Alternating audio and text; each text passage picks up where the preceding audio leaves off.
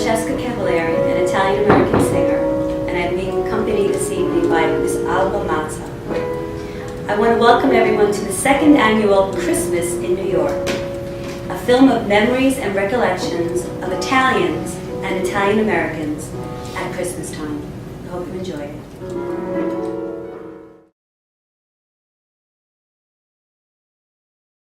Buonasera a tutti, io sono Alba Mazza and I'm very happy to be a part of this Christmas celebration which brings us back to the beautiful times that we had.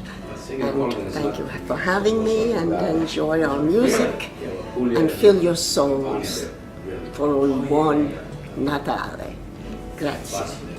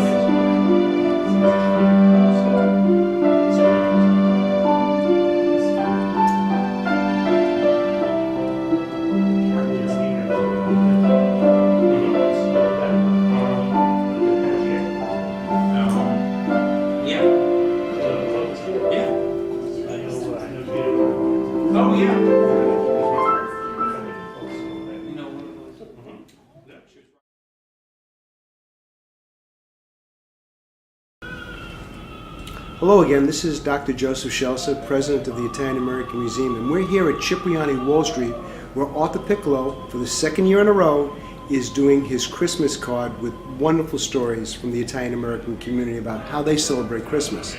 We're happy to support Arthur in this project and this initiative. This year at the museum, right now on display, we have a Neapolitan Presepio, a 17th century Neapolitan Presepio, which is on view, which I must say rivals the Metropolitan Museum of Art, but don't tell them. In any case, please come down and visit us. But now, I want you to listen to some of these wonderful stories, these reminiscences of how Italian Americans celebrate and have celebrated their Christmases throughout the years. Buon Natale, buon Capodanno.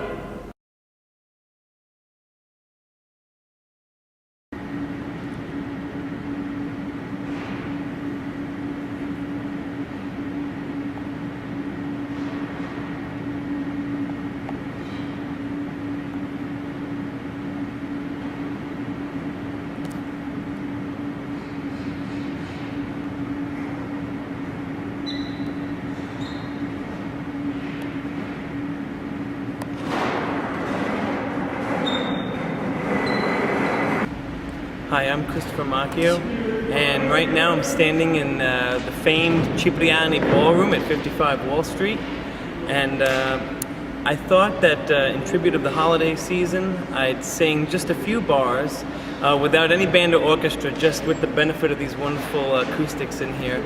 A song that's very special to me at this time of year. The first time I heard it, it was a video of the great Luciano Pavarotti. This is the very famous O Holy Night. fall on your knees and hear the angels' voices on night divine, on night when Christ was born, on night divine, holy night, on night divine.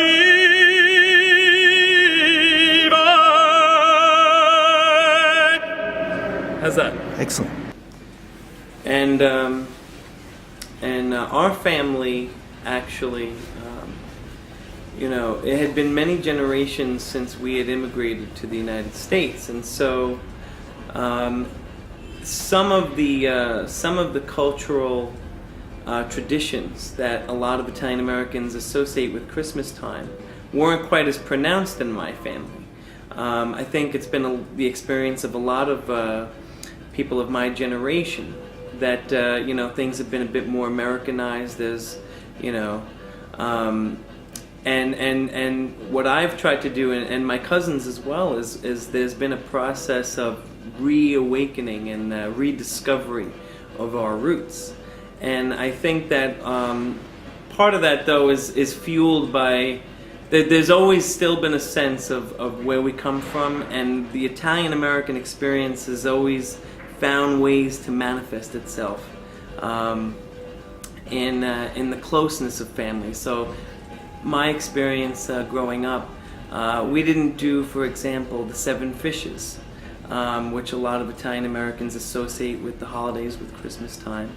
However, we did always have a lot of Italian food at the holidays, whether it was Thanksgiving or right through Christmas time. We had lasagna, and we had the stuffed shells and the baked ziti, and all those wonderful Italian American dishes were an integral part of the culinary experience that our family would share during the holidays. And so in that way, I think you know, the traditions from the old country were able to be carried through.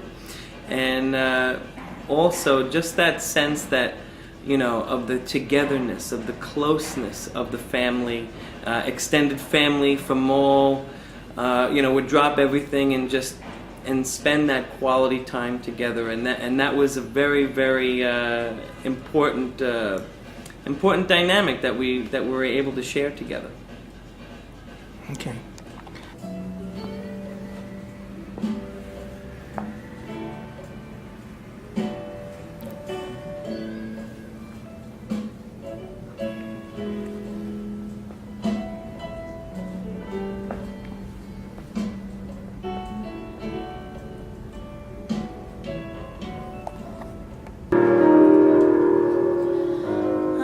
I'm dreaming of a night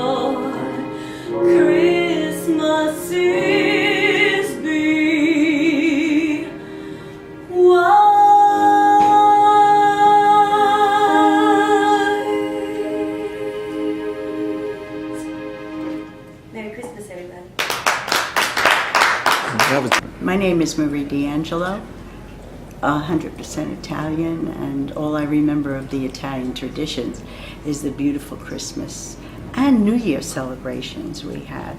Actually, I think our Christmas celebration started somewhere around Thanksgiving, and it lasted until the New Year's party, New Year's Eve into New Year's Day that we celebrated every year.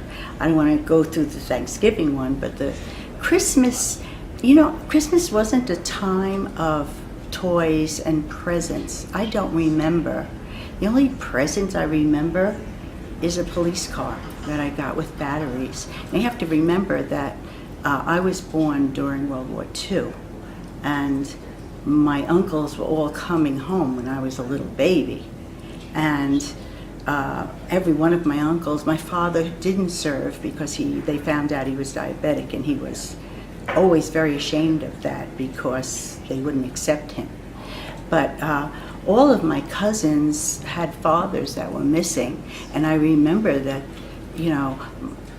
my aunts would be going, to wherever the husband was, and I guess I'm digressing a little bit here, but the families were all over the place, and then after the war, it seemed that everybody joined together for the holidays, and everybody had to see everybody at all times. So and one day we're maybe visiting 5, plus having people come to your house too. So it was a wonderful time. I don't remember presents except for my grandfather. Always had envelopes. Now my grandmother had passed away, but my grandfather would have envelopes, and he'd give every one of us. And my father comes from a family of 9, so you can imagine how many cousins I have. I mean, we all had 3, at least 2, 3. So there were children galore. And when we visit my grandfather's house, his daughters ran the house because my grandmother had passed away. And as soon as we walked in the house, there may have been 100 people. It was I was brought up in the Bronx, a long railroad apartment. And by the time you got to the place where the dining room was, you had to go through lots of people. But we weren't even allowed to say hello to anyone until we saw our grandfather first. And my aunts, my Aunt Rose and my Aunt Nancy and my Aunt Nat, the first thing they'd say would be, "Did you see your grandfather? Did you see your grandfather?" And they'd shuffle you to him to make sure you got to him, and said, Merry Christmas to him. And he'd kiss us and hug us and give us our envelope. And it always had $10 in it, which in 1950 was quite a lot of money for a present. I don't remember ever seeing anything or buying anything with it.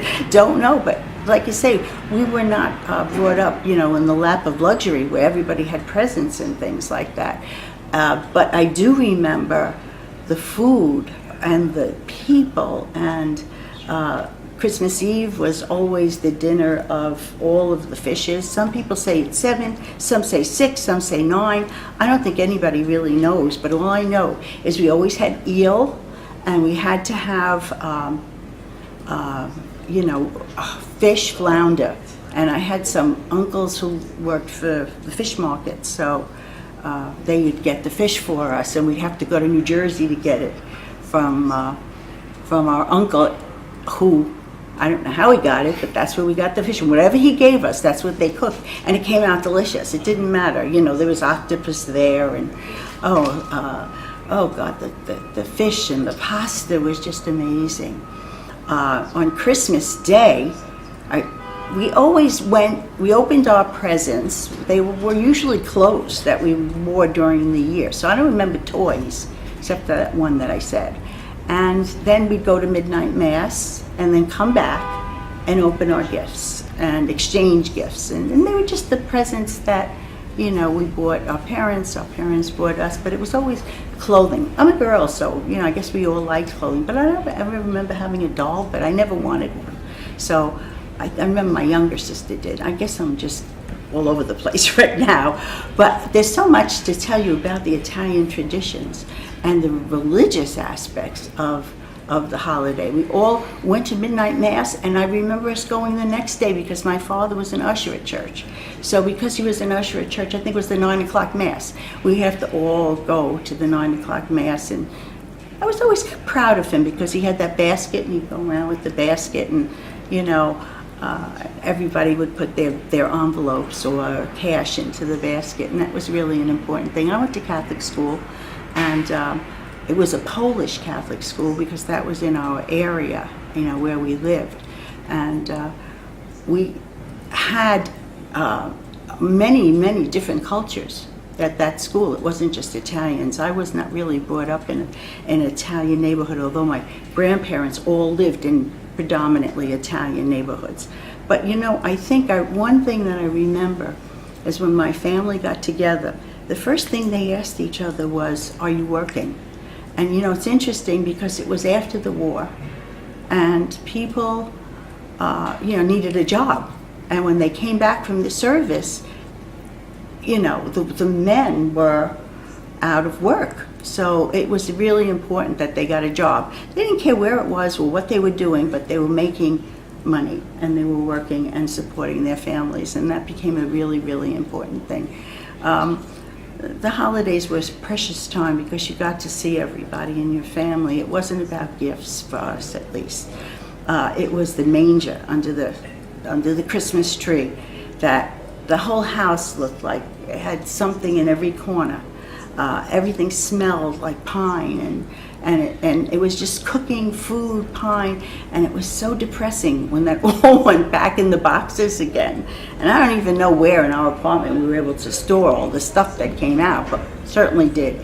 We always went to a concert, either, in the church. I sang in our church choir. In Latin. I couldn't speak Latin, but we did it anyhow, and I hummed a lot. And, the music, and our holiday ended on a New Year's Eve party that started like 3 o'clock in the afternoon. All the kids had to put on a show. We'd have to sing or dance or do something like that. And my uncles played the piano, and everybody sang. My mother sang like Sophie Tucker, so she'd get up there and sing "Some One of These Days." And my father was a singer too. Everybody sang, or the whole family was around the piano, singing and dancing and having a great time. And then about an hour before, well, maybe a half hour before midnight, my father would disappear with my mother. And it was always a mystery, and everybody would be whispering. And they'd put a diaper on him, and he was the New Year's baby. And he'd come out with whatever year it was, and I remember 1953, 54, 55. And he'd come out in this, and he was a big man, with this thing and the hat on, blowing the whistle, and somebody would always go up to him with some mustard because there was plenty of food and cold cuts and things. They'd put it on his diaper, so to say. So he was baby New Year, and that was the culmination of our every year. We had that Christmas to New Year holiday, and then taking down the tree, which was after Christmas, and putting everything away, the depression of that, and going to mass that day too, because that was 1 week later, and that was great fun. And that's the way I remember Christmas. My name's Tom DiFilippi. I am a third generation on one side, fourth generation on the other, Italian American, actually Sicilian American. And you were asking for some recollections of Christmas time. Because I am a number of generations removed from the great-grandparents who came over, and I grew up in a town called Garden City, which is, as we joke amongst our friends, definitely white bread country. And there weren't many Italians. I think we were actually the 5th Italian family in Garden City. My parents moved there in 1954 when I was a year and a half old. And everyone else had sort of American Christmas, but we had an Italian Christmas. And there were so many fun things that we did, and there was always relatives coming over. I was very lucky. I had my grandfather who I was named after on my mom's side. He was always there. He was the patriarch of the family. One of the things actually that I had seen was an interview with the three guys who are Il Volo, an Italian singing group. And at the part where they did the individual interviews, they said, "What got you started singing?" And they all mentioned how important it was for them to have grandfathers in their lives. The grandfathers provided the, let's say, the grandfathers affirmed that they were good, talented, and should go higher and to live a creative life. The role of the mothers, the grandmothers, is a slightly different one in Italian families. And so these three singers, they all mentioned how important it was for them to have their grandfathers. And the reason I mention that is the same occurred for me. My parents were very busy running a family and three boys, etc. But my grandfather was stability. So when Christmas came, he was sort of overseeing it and making sure that we made sure we did certain things, we ate certain foods, we got to church on time, all of these great, great things. The warmth and the love, the excitement when you're a kid growing up, and my parents did indulge us as kids, so we had lots and lots of presents, and would be looking at the piles underneath the Christmas tree, which was really great. And being Sicilian, we always had to have a cassata cake, which for those of you who know it, it's sort of a cannoli cream-filled sponge layer cake. My cousins in Sicily own pasticcerias, and when I was there last year, they made one for me, even though it was, quote, out of season. But it was terrific, and it's great to see the continuation of some of these things here.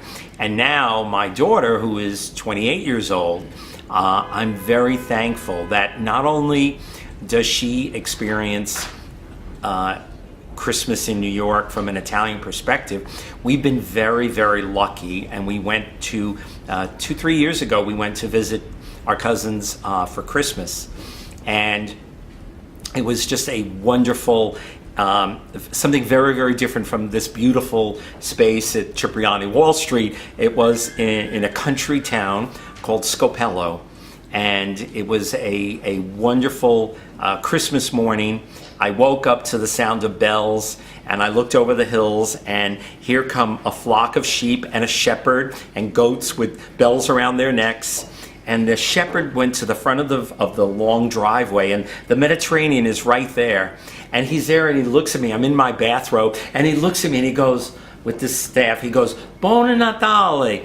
And I thought, my God, it's the same picture as when Christ was living 2,000 years ago. So very, very different from Christmas in New York, for sure. We also always went to Radio City Music Hall every year. We went to see the tree. And yes, we always had, on Christmas Eve, or Christmas Day, we always had lasagna before first course, and then we always had second course. There was enough food for 100, and there were, let's say, 30 people there. But that's sort of an Italian thing. All wonderful memories, and I count myself very lucky to have the background that I have. Buonasera, so my name is Alessandra Belloni and I'm from Rome, sono romana, with different backgrounds from both my parents. My mother's side is from Ciociaria in Lazio, where there is a great tradition for Christmas of the zampognari, the bagpipers. So I came here when I was a teenager, about 16 years old, and but I grew up, in Rome, and Christmas for us was very intense in the sense that we always waited for the bagpipers, for the zampognari to come. And the tradition in Rome is very beautiful. We go to Piazza Navona, especially between Christmas and La Befana. And I know that now that tradition came back in Rome. So we waited the whole time of Christmas, where Babbo Natale for our generation was not so important, was La Befana. And so we would go with my parents in Piazza Navona, and there you would always look for the befana. So there were old women that played La Befana. And the bagpipers would be there playing, and also in front of the nativities. And in Rome, like other places like Napoli, the presepio was very important tradition. So the way I grew up was with presepio, not so much the Christmas tree, La Befana, not so much the Babbo Natale tradition, and I really missed those times. And as a child, I always waited on January 5th, and I looked up in the sky, and I always saw her. I saw the Befana on the broom coming down with the bag, and it influenced me a lot. I'm an artist, singer, dancer, percussionist, and write my own shows.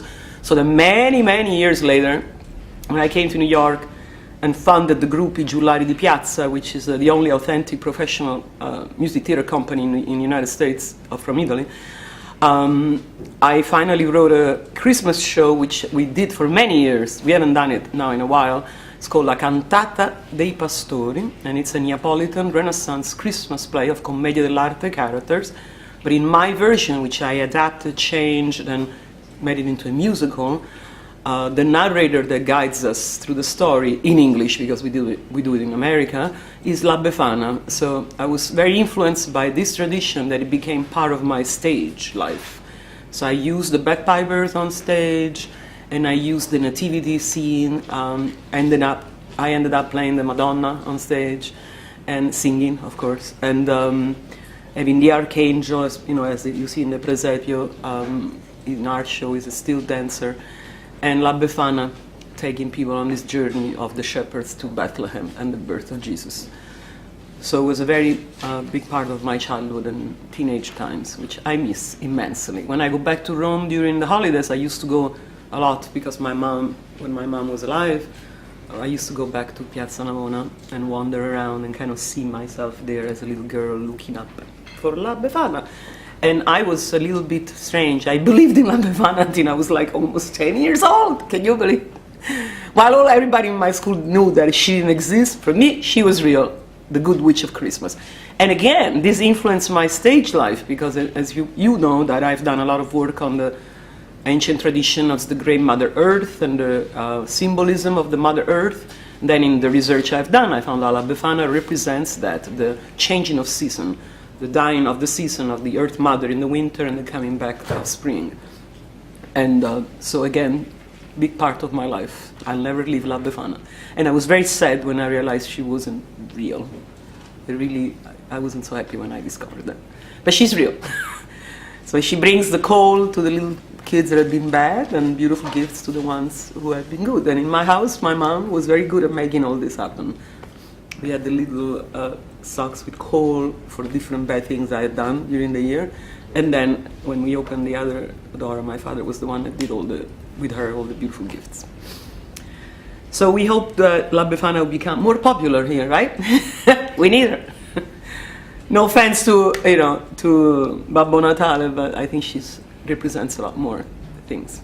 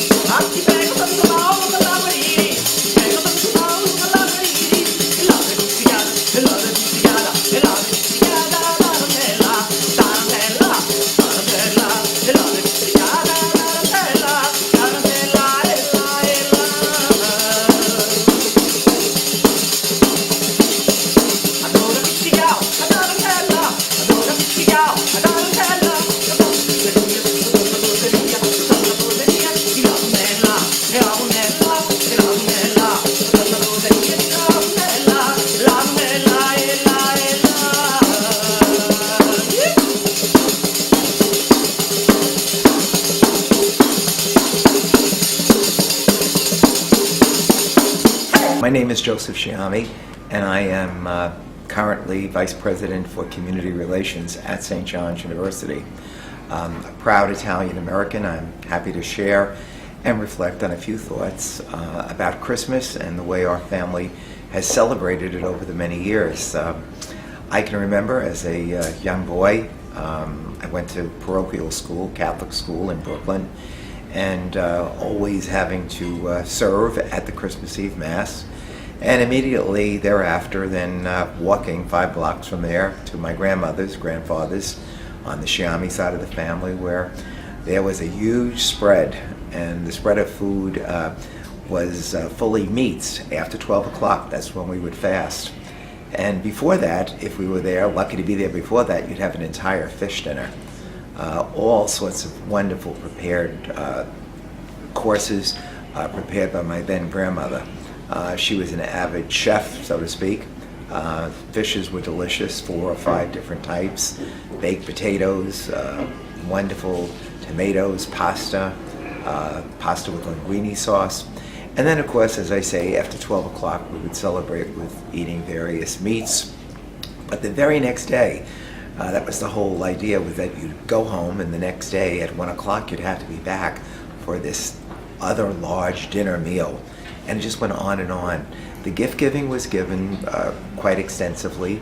I and my sister were the only niece and nephew on my father's side of the family. So as a result, we were fortunate enough to be flourished with gifts.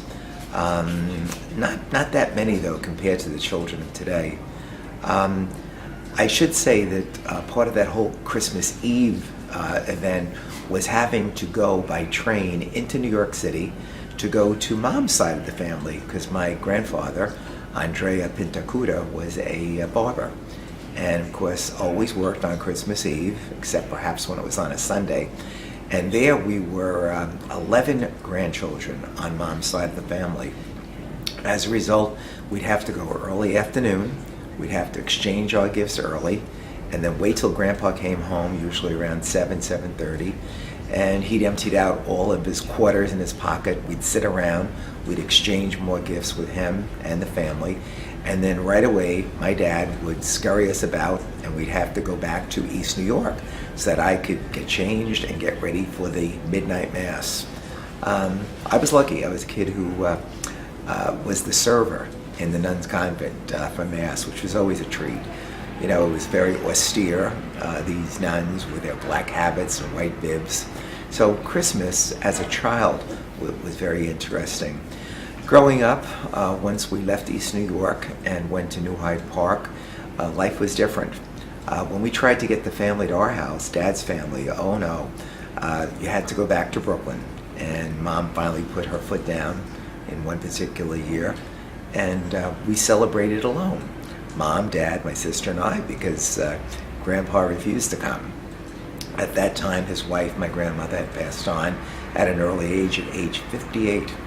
And so Grandpa Joe Shiami lived on till he was 93 and a half, but he insisted on trying to be in control of the family celebrations. Eventually, the second year, they all gave in, and then we started having dinners in New Hyde Park every year. Either Dad's side of the family, where we would be 12 or 14, or Mom's family, where we usually would be 25 people. And it was always the shopping, the decorating, fixing up the house, a lot to be done. By 1973, Dad passed away at age 60, my father, and Mom and I continued to celebrate with my sister, her husband, and the kids growing up. And we continued that pretty much up until when I'd say 1995 or so. And then it seemed like some of the people had moved to Florida, some of my closest cousins. And as a result, things changed. And then we started going to Florida. So Mom would go down before me. And now, traditionally, each Christmas, for probably the last 15 years, I travel down to Florida on the last day of work. and celebrate it with my sister, my brother-in-law, 3 nieces, and 7 grandnieces and nephews. One of my favorite stories to tell is that even though Mom had had a stroke in the year 2000, she was still ambulatory. So for the next 7 Christmases, she vowed that she still wanted to go to Florida. She would pack our own bags. We'd leave before Christmas.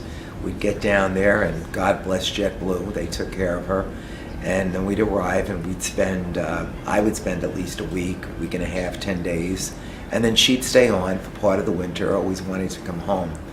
But Christmas has changed. I find it to be very commercial now. Not the way it once was growing up, but I think as children, we see it in a different way. So now, my Christmas is really doing a lot and giving away, contributing to charities. For example, this year, we've had the Sandy Relief Program, and I've given to 5 different charities, and possibly some of the people I normally give gifts may get a smaller gift, but I'm very proud of what I was able to do for those 5 entities. And I think as life goes on, it's going to change even more, whether I'm able to continue traveling until, let's say, I'm 90 down to Florida, who knows, I don't know. But I love New York City. Another tradition, which I did not mention, is that growing up, every single year was that trip to Radio City Music Hall. And I've kept up that tradition. Just last year I went and saw the show, went out to lunch, just like when I was a kid. Mom and Dad would always take the 4 of us, we'd go, and we'd first go to the show, early morning, usually 10, 11 o'clock, and right after that, then we'd have to go for dinner. And dinner was always to the Chinese restaurant. Dad thought that was the big hoot.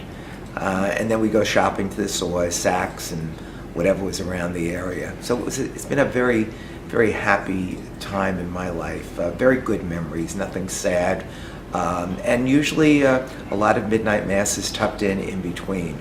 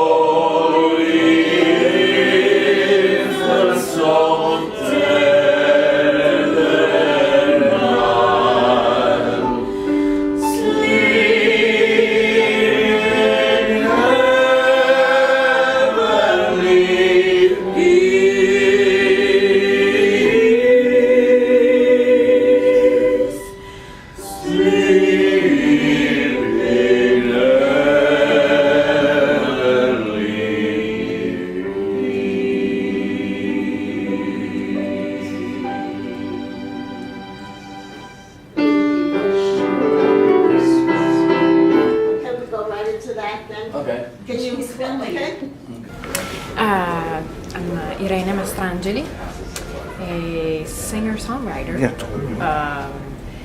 born in Torino, born and raised in Torino, and now living in New York City. So I've been here for 12 years, and but my Christmas tradition hasn't changed so much. I try to go back to Italy for Christmas, and we spent Christmas in Rome with my grandma. It used to be that there would be also my grandpa, and he passed about 4 years ago. So now we really try to make a point to be with her because she's by herself. And it's usually, what I remember of my Christmas time with in Rome, my grandparents, is just a lot of chaos. So I'm from Torino, which is in the northwest, and I grew up in a more conservative, or let's say, I'm more reserved than most Romans. So whenever we go to Rome, it would be this like, change of scenario, and it's culturally different, and especially because my grandparents are in the outskirts of the city, which is very different from the city. And the chaos is just simply because it was very different from the order of Torino. Torino, even the city itself, is like, it's a grid. So it's very precise and very orderly, and Rome is pretty chaotic, and I would say that sometimes sips into the way people not live, but the way they are, and which is actually refreshing because there's so much more spontaneity. So that is actually the one thing that I love about it, when I go there, is that people just like ring your bell and they're just there. Like there's no appointment, there's no calling a meeting. They just show up. And what was always surprising is my grandparents were always open. The door was always open. There was never an inconvenience. And to me that was different from what I was used to. So basically we celebrate Christmas Eve, and my grandparents will cook this huge dinner, and my uncle would participate, and we would have this we would have this big dinner, and what was interesting about it is that my grandparents would cook together. So they would wake up really early in the morning. My grandpa would wake up very early in the morning. He would go shopping, and then for fresh fish, and then they would cook together. And they were just fighting like crazy all day. It was just like, there was always something wrong about what the other was doing, and usually it was my grandpa would use too much salt, and my grandma too little, according to my grandpa. That was like the main fight, and it was just like, it was part of the Christmas thing, and then eventually, it would end. And the other thing was Christmas Day. Christmas Day is this huge party at my uncle's, who lives upstairs, and he just like opens up the doors to everybody, all their relatives, all their like girlfriends, boyfriends, and like friends of friends. And so you go upstairs, it's all day long, and it's always so super crowded, and people are playing bingo and poker, or like and for me it was always daunting to go upstairs and like introduce myself to everybody, because I was coming from, I'm like shy, and everybody's like so rowdy, and then I would have such a great time, and I would never want to leave. So it's like the Christmas experience, I would say, is this sense of community, being with people, with family, and also extended family, and they all seem so much close, and closer to me compared to my experience in Torino, where everybody's like celebrating and within the immediate family. And the other nice memory, we rarely spent Christmas just with my parents, but whenever it happened, it was actually really nice. It was a completely different experience. And I have this memory, this early Christmas. I was probably 6 or 7. And I just remember it was just my sister and my parents. And we just woke up really, really early Christmas Day. And we just couldn't wait to see this, presents, and we just like went and like opened up, the gifts. I don't even remember what it was, but it felt so special that year. And I just remember after the most special thing. So there again, I don't remember the gifts, but I do remember the connection with people, and it was with my we just like went into their bed, and it was just the four of us just like playing and having this like really cozy, intimate moment. And I think that's probably my favorite, memory of Christmas. That excitement and that like intimate sharing and closeness. So this is one of my songs. It's called Butterfly, and it's not necessarily a Christmas song, but has a Christmas reference in it, and I think is connected to my wish. This song comes from a couple of dreams I had 2 nights in a row, and during an existential crisis. And basically what I asked was, am I meant to walk this path, of writing songs, playing music, and follow my calling? And the dreams were very clear about it, and they said yes. And so I then wrote the song, and it was right around Christmas last year, and I thought it was probably the most beautiful gift I got that Christmas, this kind of clarity about the next, about my path. Give me a sign that you're listening to my cry. You're divine, and it's almost Christmas time. I'm losing faith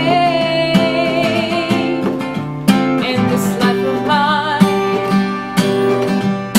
This year, I'm asking for one gift. It's drawn me near so that this fear may lift.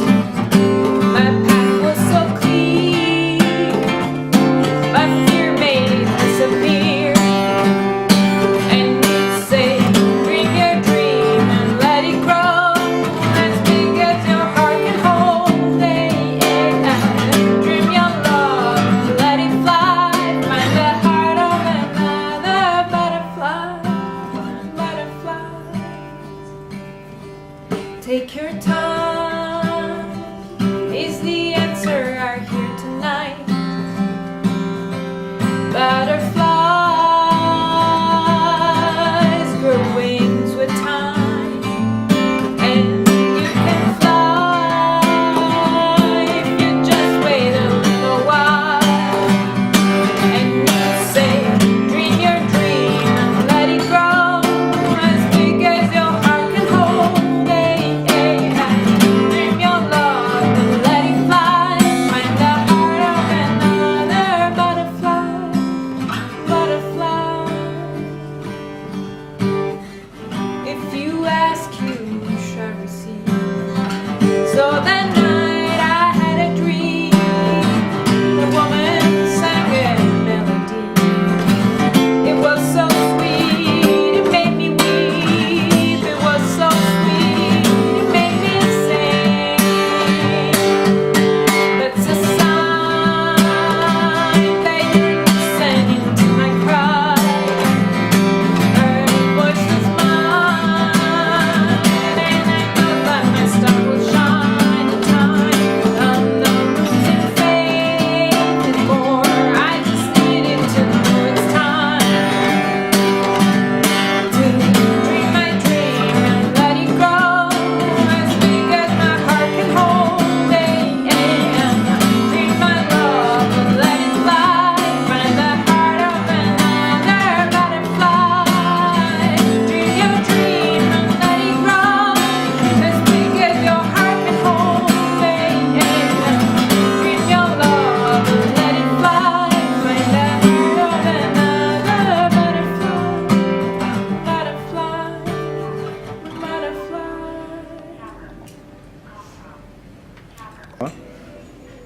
Good afternoon. My name is Vinny D'Angelo. My Italian name is Vincenzo Miguel D'Angelo, but there have been different variations over the years to Vinny, to Vincenzo, to Cenzo, and unfortunately, most people know me. I'm a very, very Italian. and I'm always very proud of my roots. I'm always trying to bring that back. Have been involved my whole life with all different Italian American organizations as much as I possibly can, and it's something very close and dear to me, and it really goes my family and my heritage, and it's something that I always try to promote and instill upon my friends and my family. The other things that I'm involved with, because it is so important to me, and I really pray that we can get our kids to recapture or help them capture the things that I grew up with. Me being the only child was a little special because everything was focused on me. But as far as the traditions, we've always had them. The 7 fishes, what we call pignolata, everyone else calls strufole. Gucciadara, gasarede, sfingione, which is a thick pizza, things that I grew up with that we're really missing today, and it's really a shame. The family gatherings on Sundays, everybody sat together and ate together. No one ate until mom and dad sat down. Those days are gone, and it's so there's a lot more to it, that the morality, the respect, which I think our kids are being cheated of. They really are, because they didn't grow up with it, they can't appreciate it, and the things that they have no idea what they're missing. It's kind of like the old thing is, how could you live without air conditioning? Well, if you never had it, you don't miss it. So many things that we say, how could we live without that? And it's not a big deal. If you never had it, you don't miss it.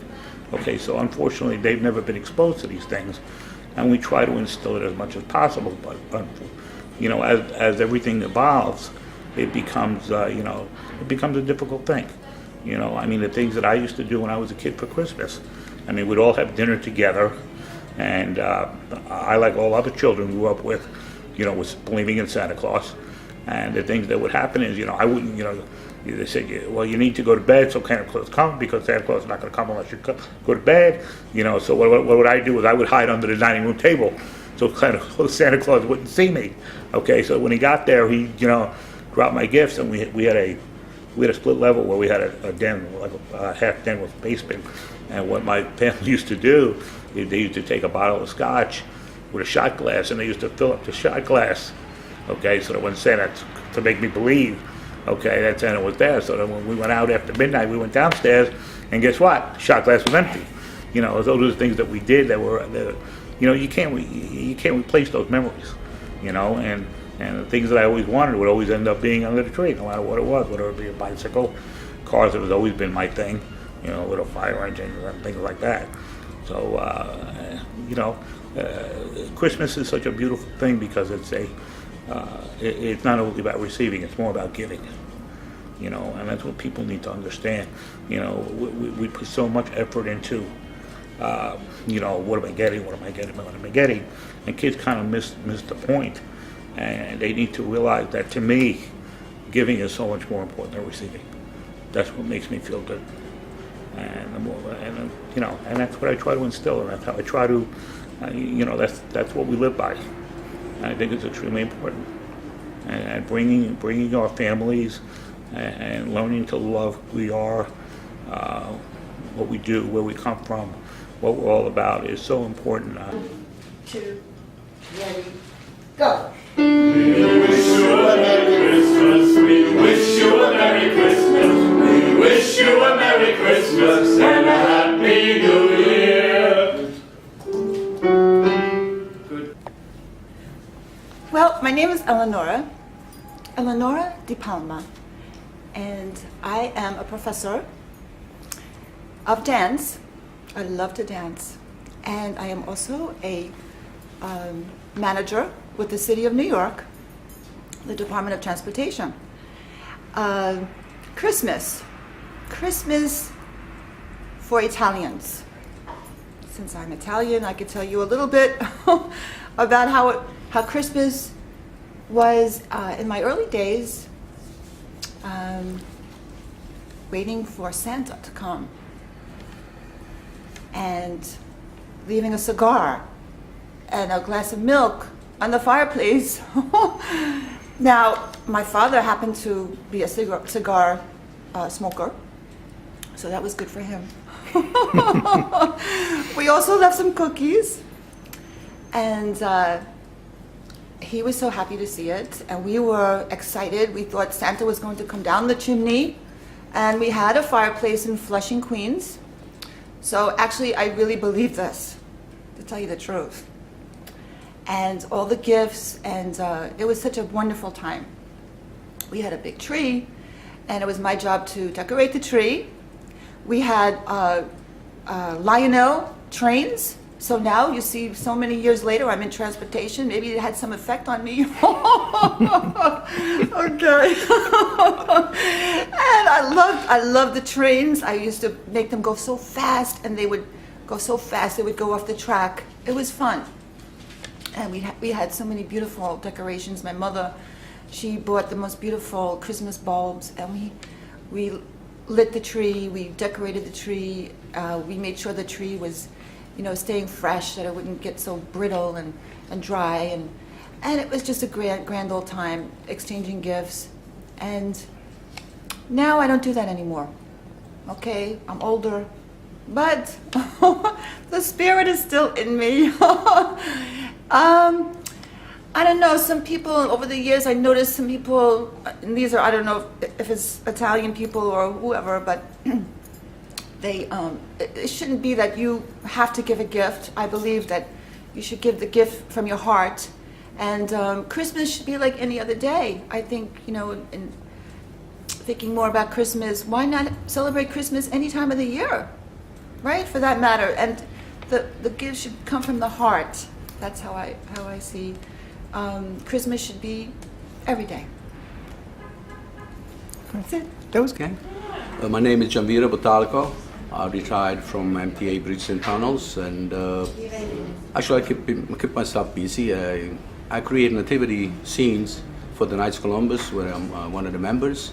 For the Italian American Federation, I put one up in front of my house, and inside I have like a real big display. This year I have the water running, so it's part of a life right now, not just statues. That in fact brings me back when I was a little child growing up in Italy, when we put a few cents together just to buy one of those little statues of clay. And so we could, every year like it grew, we have a couple extra characters on the stage, that's what it was. And we had nothing else those days. We had to pick up scrape some from the rocks to make the grass and the scene, and we created things. We were happy that way, and we didn't have a Santa Claus those days. We had the befana. If befana came, we were good, but there was nothing there anyway. A cup of candies, a whistle, that was it. And so that brings me to these days. I'm already here 45 years, and I have 7 grandkids now. So life goes fast. Life is beautiful, and I don't intend to go back to work, and I get paid staying home and do everything I want to do. Dedicate some time to the songs, to the antique car club, because I have a '68 Mustang, and so that's part of what fills my life, and whatever activity, Italian, American, parades, movies, whoever needs the car, or I'm always ready to do, and we do some singing, like we did yesterday at this rehabilitation home in Staten Island, which was the second time. We did it 2 weeks before. So that was great. We got a couple other jobs, and I don't mind. People like it, they enjoy it, they want me to sing more, but they could get me again, Alba accompanies me with the keyboard, and we do a good job. They're happy, we're happy, no matter what the salary is, for the day. So, buon Natale, buon anno a tutti, and we hope that there is always peace on earth and not tragedies and things that really upset and really disturb the humankind. Yes, and hopefully the politicians they get a light, and they just come down to earth and try to make the best for the people, because people deserve the best, deserve a peaceful life. Nothing much, but peaceful life and love, and that's so we can go along with one another. And at times that really is in danger, the problem, especially these days. So, all right. Excellent, thank you. Buon Natale.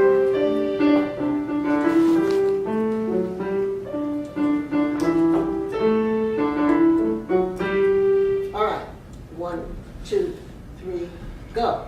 We wish you a Merry Christmas. We wish you a Merry Christmas. We wish you a Merry Christmas and a Happy New Year. Wish you a Merry Christmas. We Is wish. it going to good tidings? Well, we could do it twice. No, that's twice and then you go into. do it twice. Oh, you do that? Oh, I'm sorry. Okay, take, you know, that's. Not a take. Cut for pig. Cut for pig when you fall.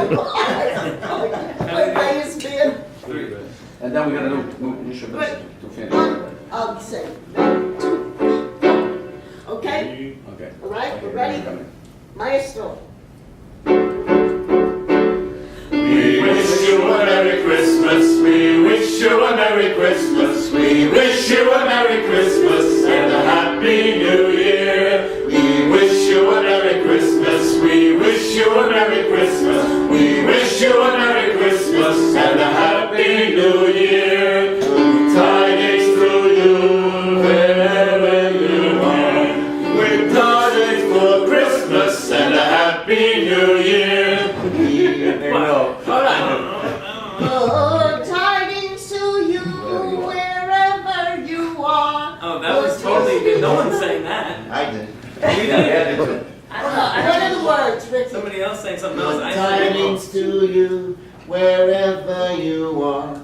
Good tidings for Christmas and a Happy New Year. Don't do it once, all right? Just Good sing it out. tidings to everybody. Good tidings. Hey, Fanta. What? Good tidings. Come on. Okay. Yeah. I don't know the words. Well, that's what we're rehearsing for. Ready?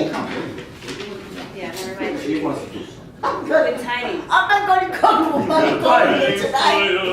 Wherever you are, good tidings for Christmas and a Happy New Year. That's Good tidings To you, wherever you are, good tidings for Christmas and a Happy New Year. Got it? If you don't know the word, just move your lips, okay? That's the secret. What are you choking?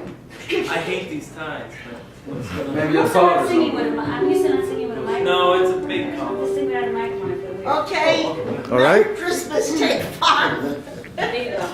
Ready again? Are we ready? 1, 2, you get 4 chords. We wish you a Merry Christmas. We wish you a Merry Christmas. We wish you a Merry Christmas and a Happy New Year. We wish you a Merry Christmas. We wish you a Merry Christmas. We wish you a Merry Christmas and a Happy New Year. Good tidings to you wherever you are. Good tidings for Christmas and a Happy New Year. We wish you a Merry Christmas. We wish you a Merry Christmas. And now you come You with the have to booty. slow up. We wish you a Merry Christmas, okay? Take it at But don't say the half pudding. time. You said the pudding. We got no pudding. You said pudding. Oh, bring us some figgy pudding. We're gonna say that. No, we just don't one know that. course. That's what I'm saying. Otherwise, sometimes I know that. No, only one time at the end or twice. I can't. What figgy book? She said it. She said it. Oh, bring us some figgy. That's the way the song is. What? Verse 2. But we don't Yeah, know. we're not doing verse 2. Forget that freaking speaking pudding. Do you think we should we take this chorus on the No, we know road? what you should do. You should make a film with all of this in it. I think it'd be really Yeah, that's what they do. Behind the scene. Okay. Okay, so. That is not so good. We That- wish you Merry, because I want you to really stress the Do you last understand what she's time. saying? Yeah, of course, but are we gonna do that Good once? tidings Once or to you twice. wherever you are. Good tidings, Merry Christmas and a Happy New Year. We wish you a Merry Christmas. We wish you a Merry Christmas. We wish you a Merry Christmas and a Happy New Year. Okay. Who can take the harmony around that? Will you stop? I'm rocking? swishing. I'm scared because you sound like you're swishing down the slopes there with the conductor. Just We- please make this come out. It was coming out good. Yes, it was. Yeah, but You want to give it that pump at the end. Okay. Get that one. Ready? It's my how do they look? From the top. How do they look? Come on, you gotta look like a chorus.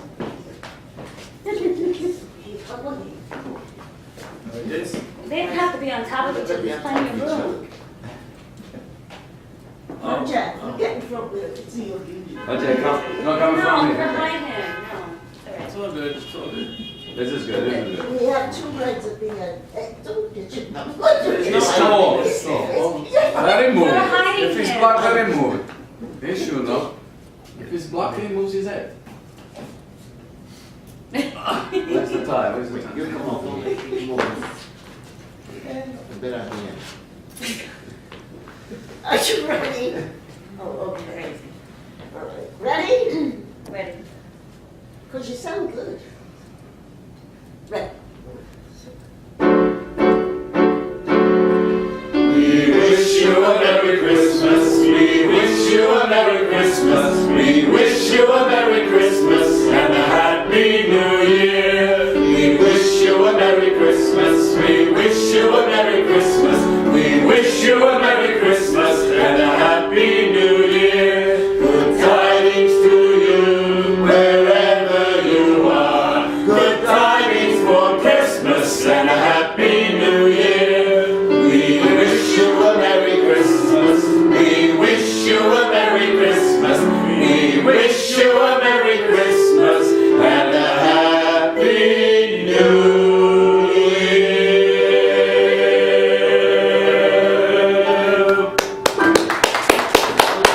All right, done. Hi, my name's Marie Shelley, and my Christmas Eve was very different than Tom's growing up in Garden City. I grew up at that time it was the Lower East Side, now it's the East Village, and my Christmas Eve was at my grandmother's, which was 5 railroad rooms and a kitchen that was small that everyone ate in, plus the stove was there, so while people were sitting down eating, people were still cooking. And I think one of my biggest memories was standing around and watching them cook eels, because we ate a lot of fish.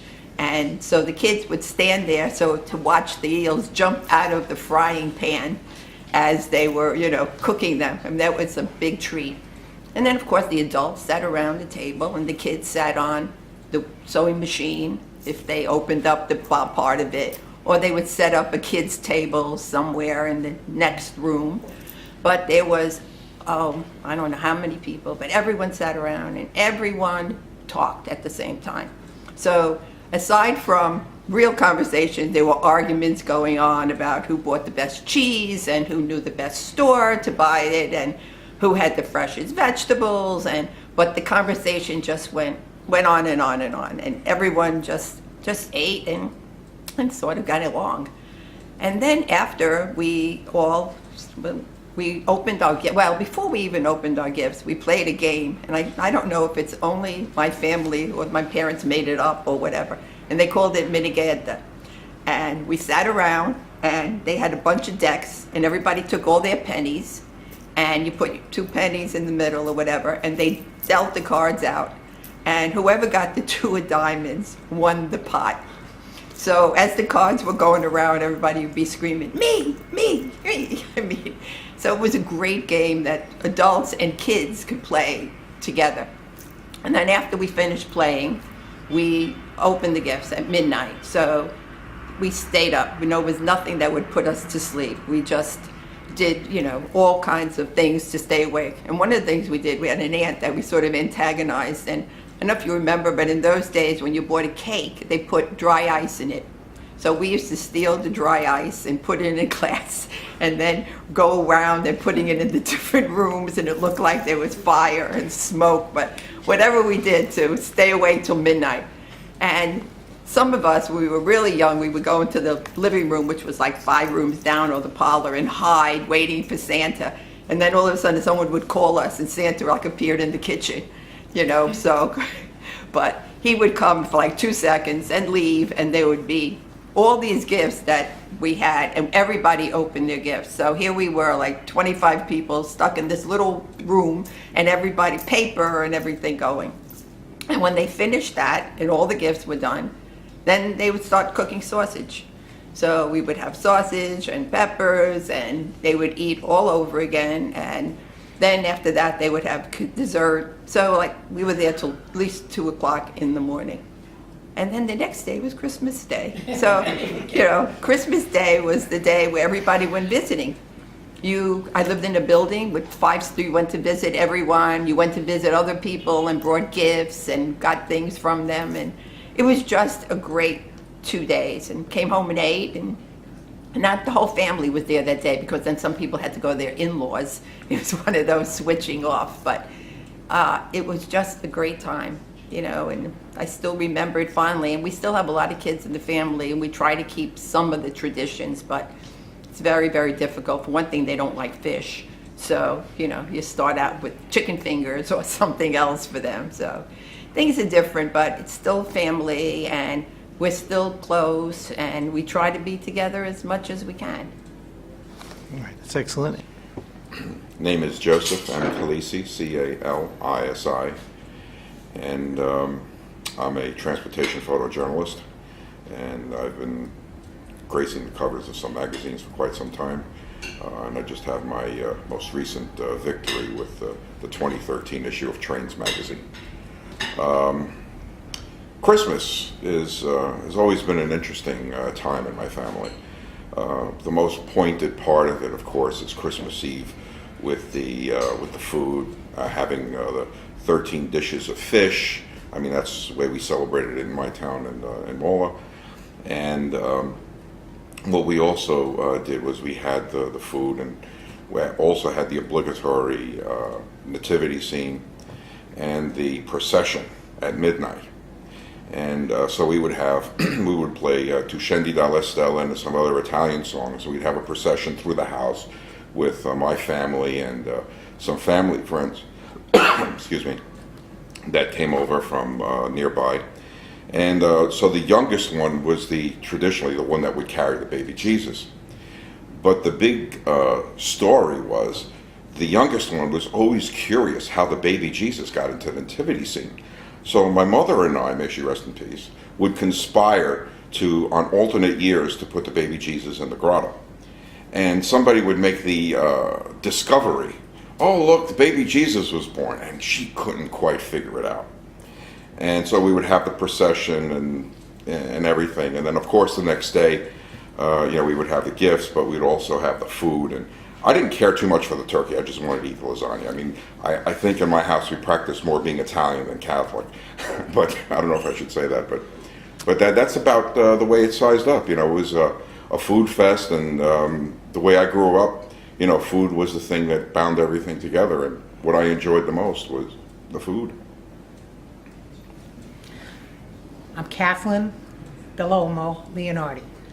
I have 3 parts for my memories of Christmas. Growing up, my parents were of Sicilian background. I'm 3rd generation, or 2nd generation, and both sides of my family came from Sicily, and they were from Sciacca. But I spent most of my Christmases on my mother's side of the family because they all lived in Brooklyn. And basically we would do Christmas at my Aunt Jenny's house, which was, it started out in her apartment, and then she bought a house, and then we had a basement. And we all used to gather there, and it must have been at least 30 people. Now I'm like middle, I have like cousins like 15, 20 years older than me, and then they had their children. So it was like, it would usually be, the groups would get together. It was sometimes 4 men that would do like quartet singing without music and do all these songs. And then I had one cousin who was quite talented, and she would get up and sing all the famous songs of the day on the thing. And then I had another, that was the same cousin who was she was a comic also. And then after she did her singing, or before, she would go upstairs and get dressed into these kind of funny costumes, and every year it was something different. It was she did an old lady. You would never know it was her. Because all of a sudden come in, you would think she was somebody visiting. Never think that was her. So that was part of it. And then of course the young kids all playing and all that. And that was like when I was younger.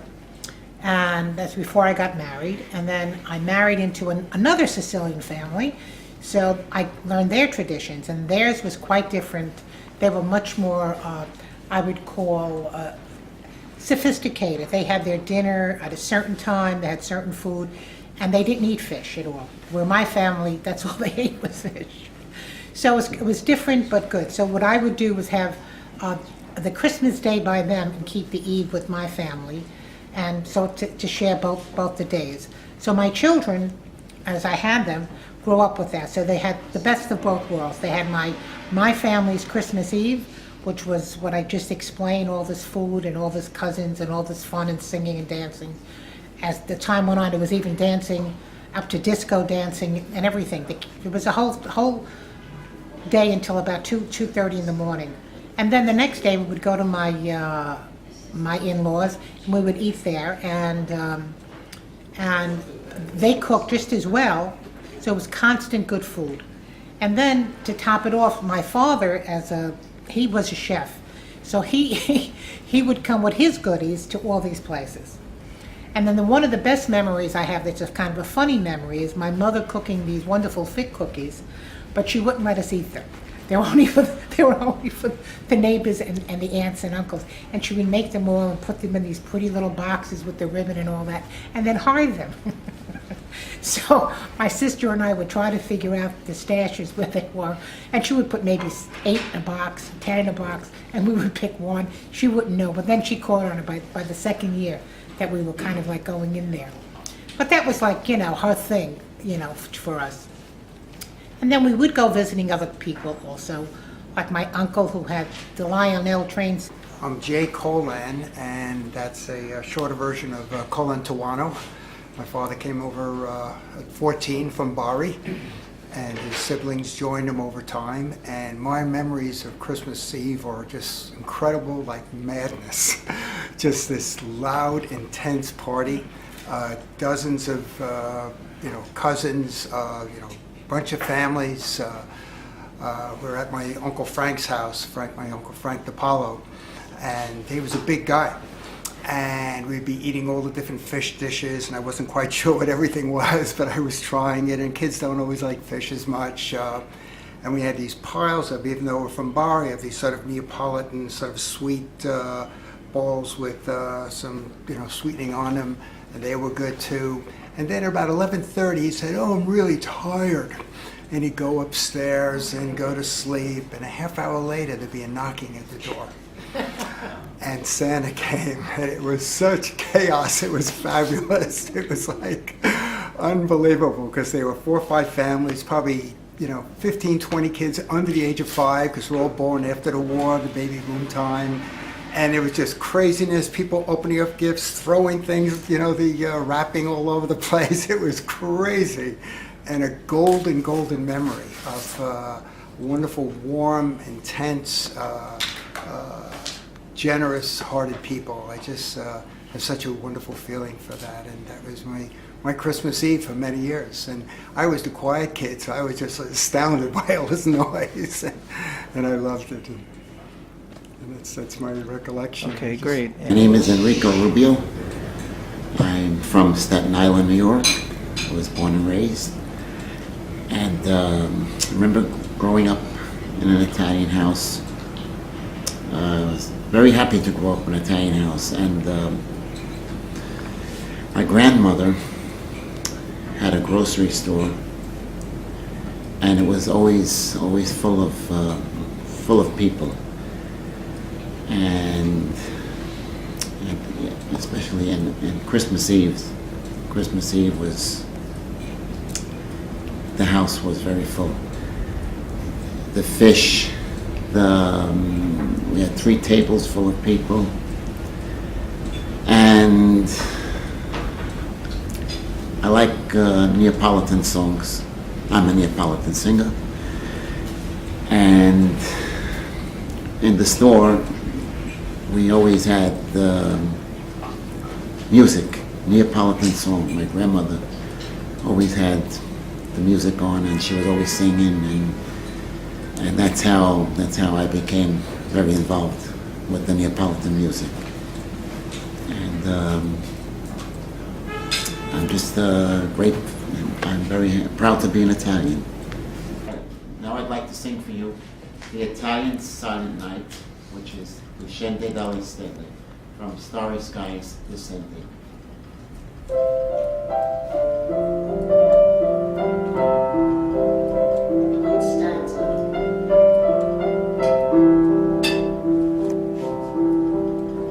Tu scendi dalle stelle, o Re del cielo, e vieni in una grotta al freddo cielo, e vieni in una grotta al freddo cielo, o bambino mio divino, io ti vedo qui a tremare, o Dio beato, a quanto ti costò avermi amato, a quanto ti costò avermi amato.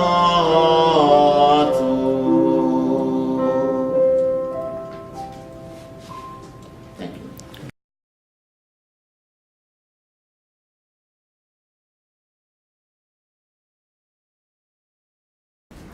Well, I would like to take this opportunity to wish a very, very Merry Christmas to to all of you, and I hope that you take this opportunity to reflect on just how much it means to be an American, to be an Italian American, and also to be an important member of your own family.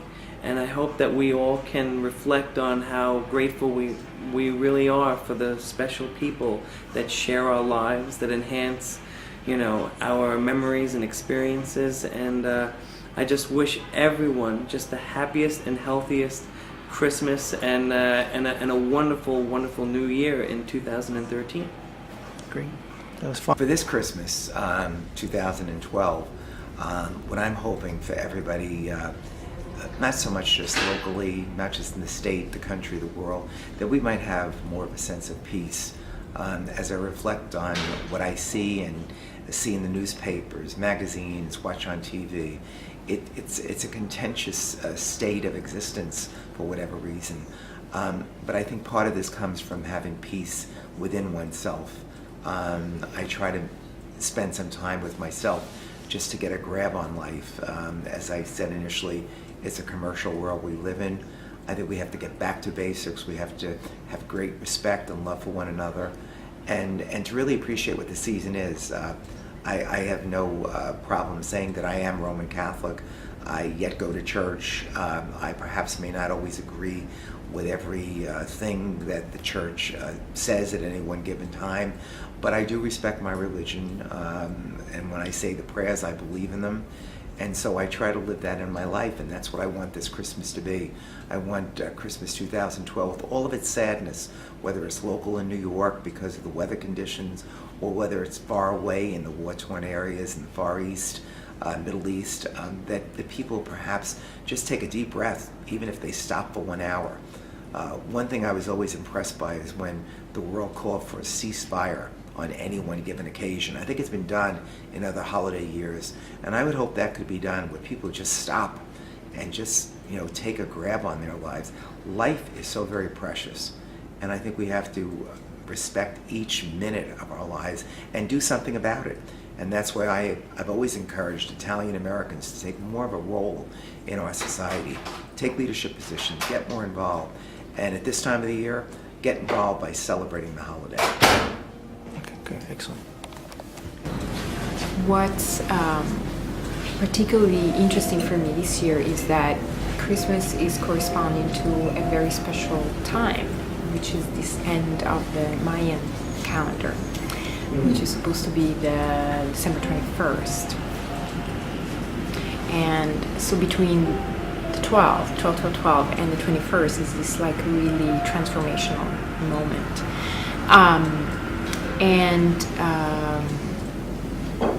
And so this Christmas, in a way, for me, is a little, there's more depth to it because of this event, and I feel that the new year and the years to come are going, the transformation that it's going to happen is very much on the spiritual level, and I do believe that the next phase of the human being is the exploration of this level that we haven't yet really tapped into, at least in the Western part of the world.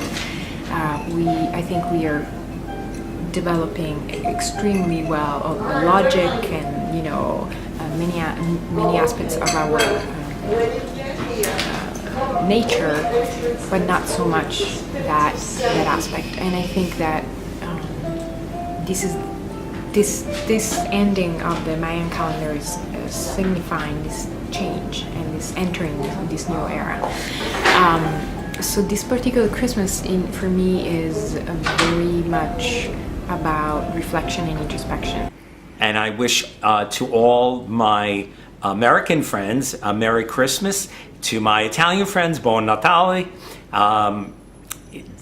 We're very lucky to be living in really the greatest city in the world, New York City, 2012. So Merry Christmas. So I just want to wish everyone a very Merry Christmas, and I hope that everybody has great memories that they make and continue to make, because that's what you have as time goes on. Memories with you and your family is what keeps everything strong. So Merry Christmas and a very Happy New Year to everyone.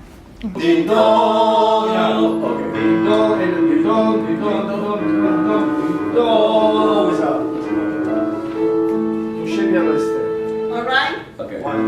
Yeah, the Sicilian first. No, first the Italian, then essere poi la meglio. E poi napoletana. La stiglia mangia la montagna. Right. Prima versi italiano. Prima poi l'italiano si fino alla sceglie. chiamata. Yeah. E nelle cose the same key as I'm singing. Like a drone. Sì, suonate il do, and then we pass by again to scegli alle stelle and do like this. Okay. 1, 2, 3. Scegli dalle stelle, o Re del cielo, e vieni in una grotta fredda al cielo, e vieni in una grotta fredda al cielo. Oh bambino mio divino, io ti vedo qui a tremare. Oh Dio beato, ai quanto ti costò l'avermi amato, ai quanto ti costò l'avermi amato. Stilla manna luce alla montagna, e figlia di pastori a dompisciuti. Bosco i campi a terre la campagna, e lì armenti nati, e la gioia e l'allegria e la vita e